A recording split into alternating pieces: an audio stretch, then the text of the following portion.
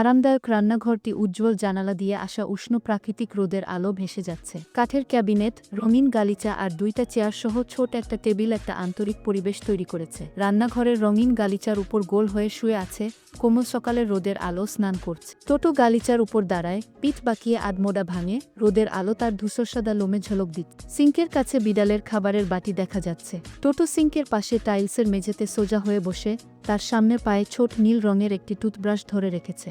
টোটো সেই ছোট নীল টুথব্রাশ দিয়ে দাঁত ব্রাশ করছে, সোজা হয়ে বসে, মানুষের মতো নিখুঁতভাবে উপরে নিচে ব্রাশ চালাচ্ছে। টোটোর পায়ে ধরা টুথব্রাশটি দাঁতের উপর উপরে নিচে চলছে। টোটো তার পিছনের পায়ে দাঁড়িয়ে টুথব্রাশটি সিঙ্কের পাশের কাউন্টারটপে ফিরিয়ে রাখছে। সিঙ্কের পাশের কাউন্টারটপে ছোট নীল টুথব্রাশটি, সাবানের বোতল আর একটি ডিশ ড্যাকের পাশে গোছানো অবস্থায় রাখে। পিছনের পায়ে দাঁড়িয়ে, সামনের পায়ে ছোট একটি চুলা পরিষ্কার, পাশে ডিমের একটি কার্টন রাখা। টোটো দক্ষভাবে একটি ডিম ভাঙে, এর ভেতরের অংশ ফ্রাই প্যানে ফেলে, যা সে চুলার উপর ধরে রেখেছে। চুলায় ফ্রাই প্যানে ডিম রান্না শুরু হয়েছে, কুসুম অক্ষত ও উজ্জ্বল, রান্নাঘরের উষ্ণ আলো ঝলমল করছে।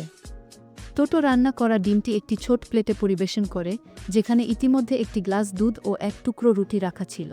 জানালা দিয়ে সূর্যের আলো টেবিলে পড়ছে। টোটো ছোট টেবিলের একটিতে বসে, তার পা টেবিলের কিনারায় রাখা, সে তার বানানো নাশতার দিকে তাকিয়ে আছে। টোটো সামনে পায়ে ধরা কাঁটা চামচ দিয়ে ডিমের ছোট একটি কাম নিচ্ছে। রান্নাঘরের উজ্জ্বল জানালাটি উষ্ণ রোদের আলো প্রবেশ করতে দিচ্ছে, যা পুরো জায়গাটিকে এক প্রশান্ত ও আরামদায়ক পরিবেশে ভরিয়ে দিচ্ছে।